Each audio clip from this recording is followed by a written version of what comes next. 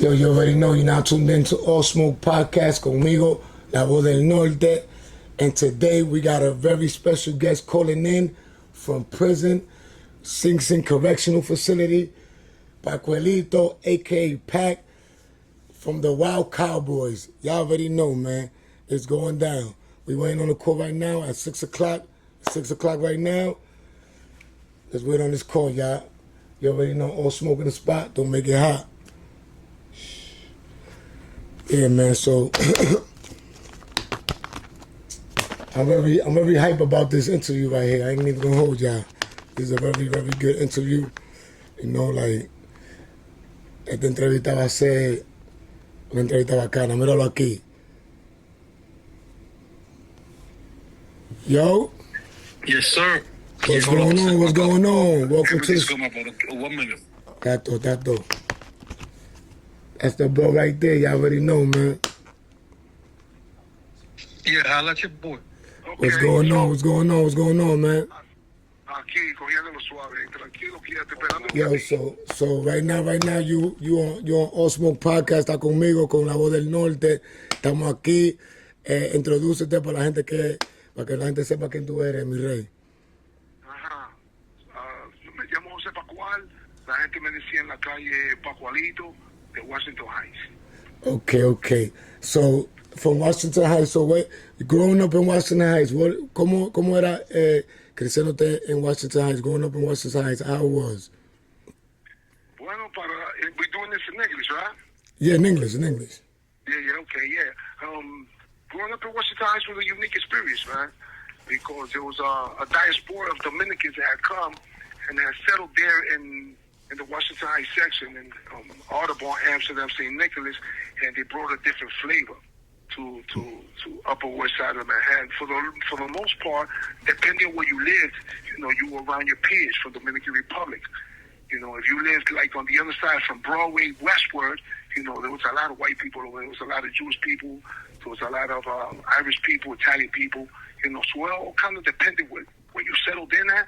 But from Broadway eastward, that's where you're going to be with your paisanos. You're going to be with your Dominican family. If you go Broadway westward, then there's a lot of blanquitos and a lot of people that you were just getting to know little by little. Okay.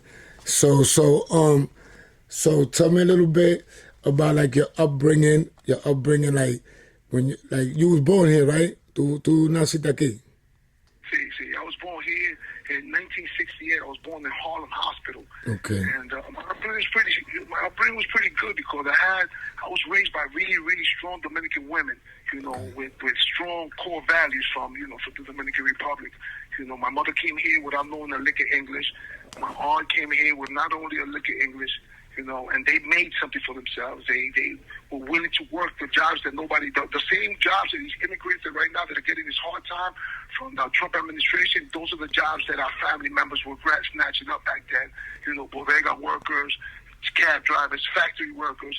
So my family comes from a long line of individuals that are, they was about their business. They wanted to make a better life, not only for themselves, but for me and my siblings and my friends. Okay. So, Pacualito, so tell me, how did you get that name, Pacualito, man? Because I'm reading in the book, man, it said that your friends gave you that name. So what was the cause of them giving you that name, Pacualito, and what that name means? Because I know that they said something different in the courtroom, but we wanted to hear it from you. What did that name mean, Pacualito? Because it's very famous in these streets of Washington Heights, man. Yeah. Well, Pacualito was a name that was given to me by my family members because I had an uncle and his name was Pacual. Oh. And they stated he was killed really young in life. He was like 23 years old. He got killed in the Dominican Republic. Oh. He got stabbed at the bar. Instead of going to the hospital, he went home and just went to bed and bled to death. Well, everybody says that I was his reincarnation. Oh. Why? Because I had the same swag that he had. Okay. He liked to ride bikes. He was a very outgoing individual. He was very charismatic. He rode a lot of motorcycles. He had a lot of girls, and everybody was like, pero Pacual, Pacual reencarnado. And el tío mío, yo tengo un tío político que se llamaba Norberto de la Rosa, uno de los artesanos más famosos, one of the most famous artisans in the Dominican Republic. And he used to call me Jose Pacual. And then, when I linked up with when I met Lenny and Nelson, those guys on my block, and Lenny started calling me Pacualito when we headed out to the Bronx. The name stuck. In court, one time I got arrested back in 1988 for a homicide, and I remember that the DA, he told the judge that this man is called Pacualito on the streets, and Pacualito means vicious killer. And that's like, the furthest thing from the truth, because I think Paco has to do with like Christmas or Easter or something to the effect. And even my mother was in court that she said, no, it doesn't. That's not what that means. But the name stuck, man. To this day, some people call me in, I prefer that people just call me either Pacual or Pac, but it is what it is. Okay, so I see in the book that they mentioned the Bronx too. So what made you move on to the Bronx, like from Washington Heights? Because we always, like us Washington Heights, we always like cater to the Bronx, and that's like our second cousin. Like what area in the Bronx was you in? Yeah, we in I think it was 1985. I was selling weed on 172nd, and I was doing pretty good. I used to see Lenny and his little crew come through every once in a while to buy some weed. And one time he asked me, what do you think about coming over to the Bronx and, getting down with what we're doing out there? And we shot out there to the Bronx. It was to the South Bronx. It's the Cypress area. It's called the Mahaven section of the Bronx. Okay. But I'm going to be honest with you. When we got there, it was it was a little bit tough because there weren't too many, Dominicans that were established in the Bronx. So we were kind of breaking ice, to establish ourselves in the Bronx. But it was definitely an experience because, something that, you see, abject poverty and you're not really used to. We were raised poor, right? But, what we consider poor, what you see in the South Bronx poor, is like, God damn, what a difference. So there was a little bit of a contrast because we out there, surviving, getting this money, surviving on the street money, and these people were surviving just to eat. So it was a big contrast between, the way, we came across and, what we saw out there in the South Bronx. Okay, so y'all already know, man. This is Pacualito speaking to y'all. Once again, for those that's tuned in right now. So, listen, as I'm reading your book, right, I'm interested in knowing how it felt in court when you received 100 years plus.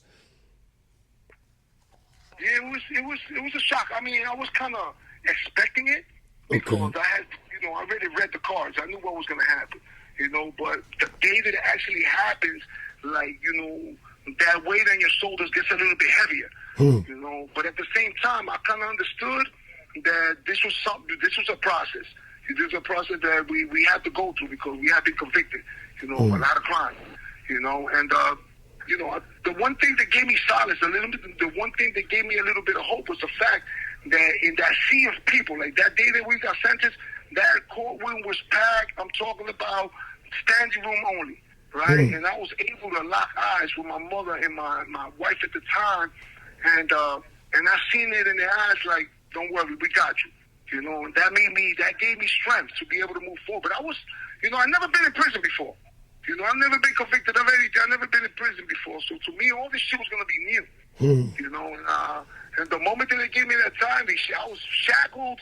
I was ready to go. They was ready to put me into the Department of Corrections, the New York State Department of Corrections. I went straight from court, straight to downstate. A lot of people don't understand that concept. Downstate is like a reception area. But most people that get sentenced, they have like a little bit of a waiting period before, for them to do the paperwork and all this stuff before they send you, to the Department of Corrections, because when you're on Rikers Island, you actually in the Department of Corrections as a city. Okay. So they sentenced me, and before 3 o'clock, I was already on the state count, on the New York State count of state. Wow, that's crazy. So basically, you went upstate VIP. You can say VIP. That's not the VIP we want, but you went VIP. No, it's not the VIP that we want, but it's definitely a VIP. We got there, we were there half an hour. I couldn't believe it. I was in the city one moment, and then the next minute, I'm in downstate. I'm in downstate correctional facility. Wow, getting ready to get processed, get put through the system. That must be a big experience, man. And since this is your first time in prison, right? What was your initial plans to make this situation work in your favor? What was your initial plans to make it work in your favor, since you You understand? Some people gotta fix that up, you know, because I've been in a situation where you gotta make it work for your favor, you know. Yeah. Well, at the beginning, I was a little bit lost, man, because I was still young. You know, still young. And How old was you? I was 23 years old. I was 23 going on 24 that year. So I was young, and you know, when you're young, you still, you know, you're finding your way, and now you got to find your way into a maximum security prison. So I still didn't have a plan. Like, I didn't know, you know, what it was that I wanted to do. You understand? I figured, you know, let me go upstate, let me figure it out. This is the way I looked at it. I'm not the first one, I'm not the only one, and I'm not the last one that's going to be put into the system. So if these other dudes could do it, I can do it too. I just got to, you know, look around and figure it out little by little. But I still, at the beginning, I was lost, man. I still had a lot of angst. I still had a lot of anger in my system. So it took a little, you know, it took time. It took years for me to really, you know, sit down and sit back and analyze my situation and get to working on, you know, the person that I've become today, you know. Okay, so I was reading the book, right? It says that when you and Danny was about to get shipped actually to your spot from downstate, Danny was like Attica, and then you saw your card and you was like something, I forgot the name of the Comstock, where Comstock is at. But you was thinking it's some sweet spot till somebody told you like, that's Gladiator School.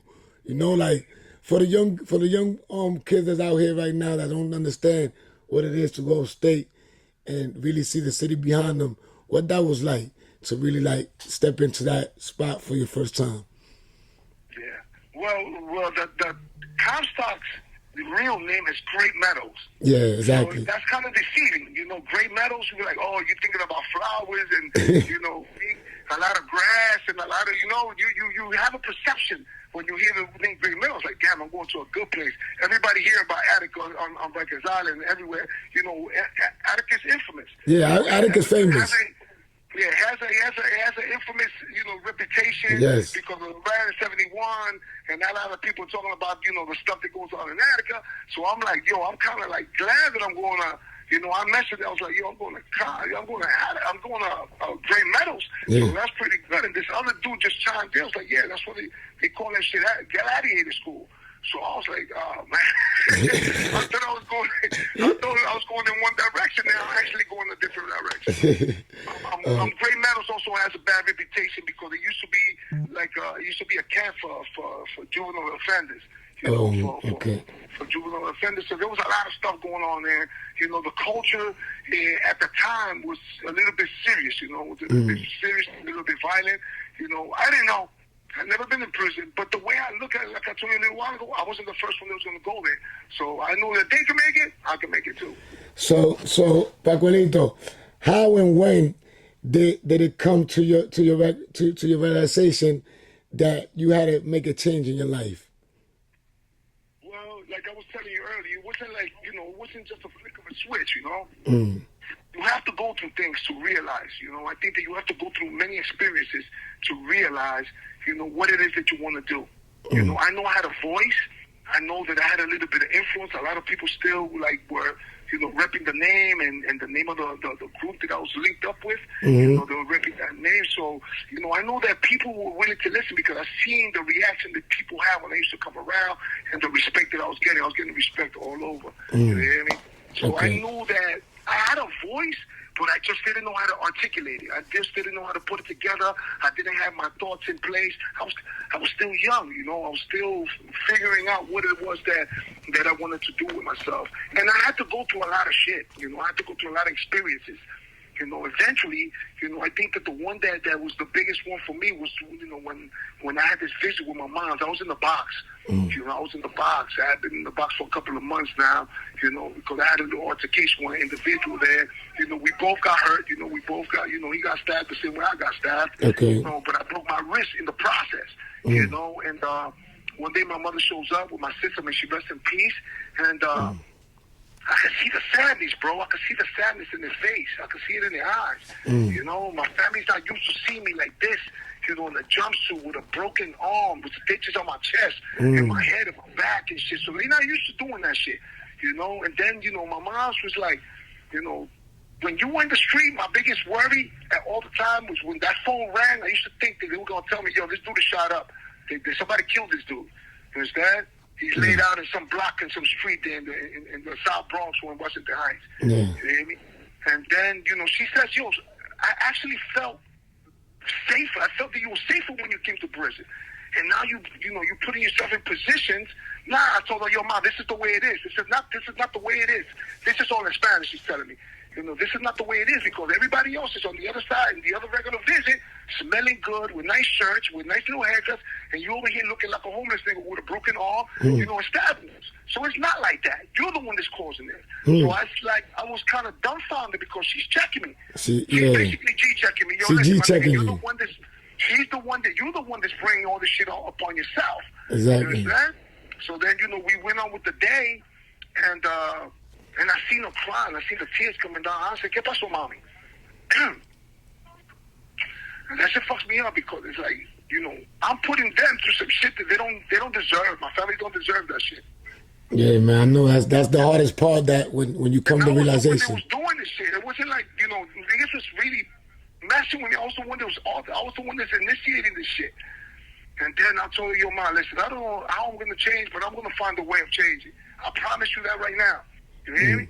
So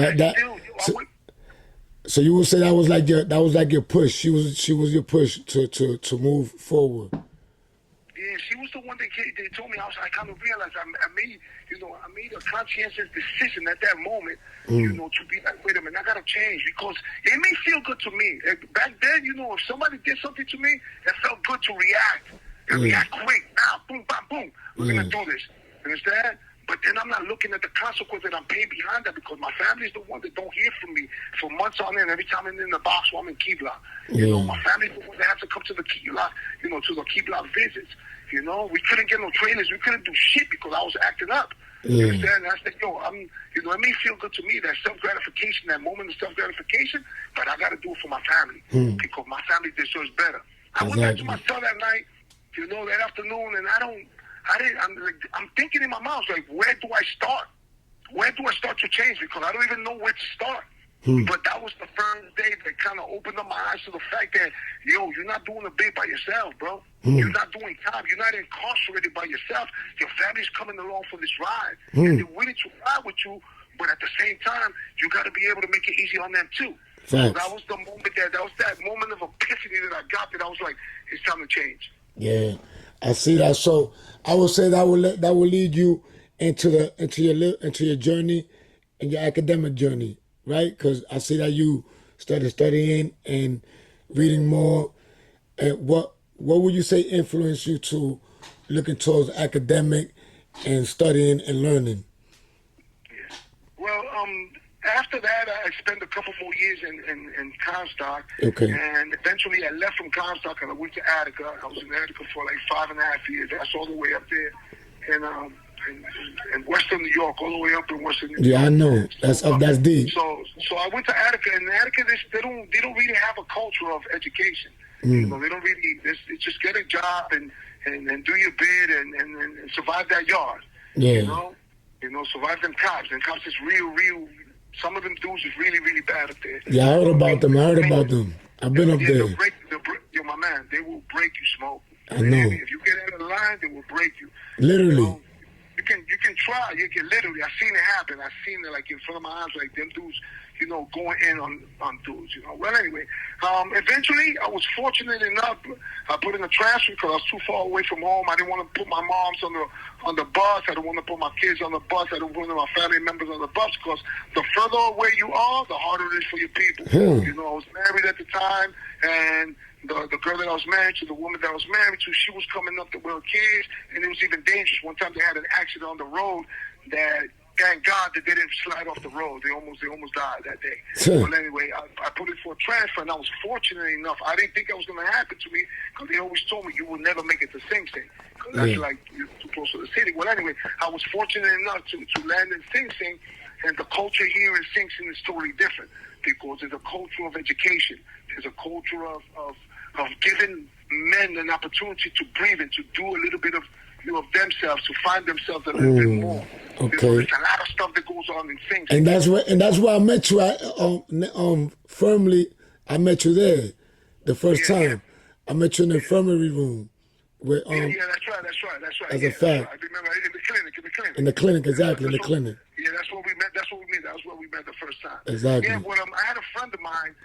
He's a good friend of mine. He just went home, I think, January this year after doing 27 years. He's been my friend for a long time. And he pulls me. He tells me, yo, Pac, I want you to go to school. I'm like, what am I going to do at school? I'm 41, 42 years old.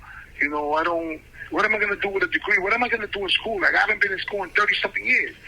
And he's like, yo, just give it a shot. I was like, I don't know. I'll think about it. Push comes to shove, he really pushed the issue. He got me down to the school building. I took the entrance exam. I made it, because I was pretty smart. I just didn't know how to voice, how to use my voice. I just didn't know how to use my smarts. So I passed the entrance exam.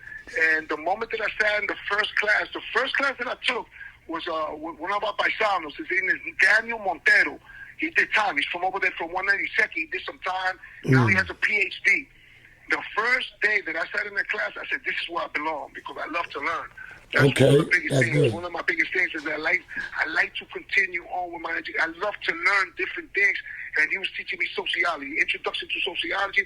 And from that first class, man, it's been a whirlwind. Because I already got my a degree. I'm working on another degree. Okay. And I'm pushing the boundaries when it comes to education, because that's all I do. That's good. I don't play no games. I don't berate anybody that wants to watch bullshit on TV, because to each his own. But my shit is all about learning. Because the more you learn, the more your mind expands, the more your vocabulary expands, the more you carry yourself in a dignified way. So that's basically exercising your mind. So when you realize that you got the knack to motivate others, what's the steps you've taken to further that? Well, you can motivate people in different ways, because people are different. So it's like you have to find what it is that's gonna make headway with this individual. You get to know a person. You see some of these young folks. I understand that this is their era. You understand that this is their moment. To do what they do. But at the same time, sometimes you make decisions. Sometimes you make decisions that are very detrimental to you, man. I know individuals that were doing 5 or 15s and wound up doing almost 30 years. Some of the acts that they're here. So when I can, I pull guys up and have conversations with them, and I show them a little bit. I like to lead by example. I can't tell you, yo, listen, this is the way this is the way you should be, because it's worked for me. If I don't show you, through my actions, through my actions, you understand, that this is the correct way to live. I can't tell you, yo, listen, you need to listen to a little bit of the advice that I'm giving you based on the experience that I've gone through if I'm doing the wrong thing. Exactly. That's like a double standard, because when you're young, you see that people tell you this, and then you see them doing something bad, and you be like, what this dude talking about? Like that's hypocrisy. Exactly. You need to stay away from X, Y, Z, but I'm turning around doing some shit that that is not right. Exactly. So what I do is I lead by example. I show you, but I can tell you how to act. Exactly. And respect others. That's the most important thing. One of the biggest things here in prison is respect. I'll give you all the respect in the world. Some people don't understand that. Some people think that, because you're showing them respect and you're being cordial to the next man, or that you're soft, or that you're different. That's bullshit. You hear me? That's bullshit. Exactly. The biggest thing that a gangster can ever do, the most gangster shit a motherfucker could do, is change his ways. Thank you. So other individuals had to change their ways, because there's a bigger world out there than besides this prison. There's a bigger world out there than just your block. You're repping your block. You're busting your gun for your block. There's a bigger world out there than just that little block, man. Yeah, I understand where you're coming from. You're protecting what you got, your morals, whatever it is that you follow. I understand that shit. But when that shit gets old and that shit gets tired, then what you gonna do? It's over. It's over for that. With a 75-year bid. How many? You don't know how to read. Pacualito, I'm gonna tell you the truth. I'm out here, and I'm gonna give you from my voice and my perspective and where I stand from, right? Because I've been on that side, not for as long as that, thank God, but You know, it's like people don't realize what they get into until they on that side. You understand? Like they gotta wake up. And nowadays, right? There's not too many people holding that water and standing up and could be there and talking to me as you talking to me, still with your chest up after like what 30 years plus of getting sentenced to over 100 years. You know, standing your ground, not no street code, none of that as a man. You understand? So that's something that I think the youth, like, and this is my next question, what steps are you taking to help others, mainly the youth, to make better decisions in their life? Well, yeah, you're absolutely right. I feel like I'm obligated. You hear me? Because of a lot of the destruction and a lot of the ground rules that I kind of set. You understand? Back in the days, you know, one of the most hurtful things that I've ever heard from an individual was, "Yo, Pac, I came to jail because I wanted to be like you." I was like, wow, man, that's some deep shit. You know, this kid is telling me that he was living the life that he was living because he was trying to emulate me. Like you. You know? Like me. He wanted to be like me. Even though that's flattering, but at the same time, I was like, I wish you could be like me now. You understand? It's too late. Now, you're already incarcerated. You understand? But you have to be, I have to have an obligation to step up to the plate, to extend my hand from behind this wall, you hear me? To voice, to yell from behind this wall, yes, to tell you, yo, I went through a bad experience, a bitter experience. I don't want you to go through this shit. I want you to be there for your mother. I want you to be there for your baby mom. I want you to be there for your brothers and sisters. I don't want you to come to jail. You understand? I want you to take my experience and understand that I'm telling you, this is not the shit that you want to live. You understand? I stepped up to the place, right, a couple of years ago. Me and a few of my friends, I have a really good team of individuals. They love me. They show me that support. And I come up with ideas of how can we reach the youth from behind the wall. I know that I got a voice. And one of the things that I came up with was a PSA. It's an anti-gun violence PSA. Right now it's on YouTube. You can go to Uptown Series and see it. Right? And I get up on it and I tell you, this is what happened to me, my man. All it takes is a millisecond for you to pull a trigger to end somebody's life and to change your shit forever. Your life will be different. The moment you pull that trigger and you hurt somebody bad, your life will never be the same. You may think the same, but the moment they throw them, they slap their cuss on you and you come to jail, your life is different. Your life is different. And then when you get convicted, they give you 116 and 2/3 to life. That's called a virtual life sentence. That means that even though I got a number, they expect for me to die in here. But the day that I get out of here, I'm gonna leave on a gurney in a plastic bag, bro. You know what that is? And to live with that every day. But wait a minute.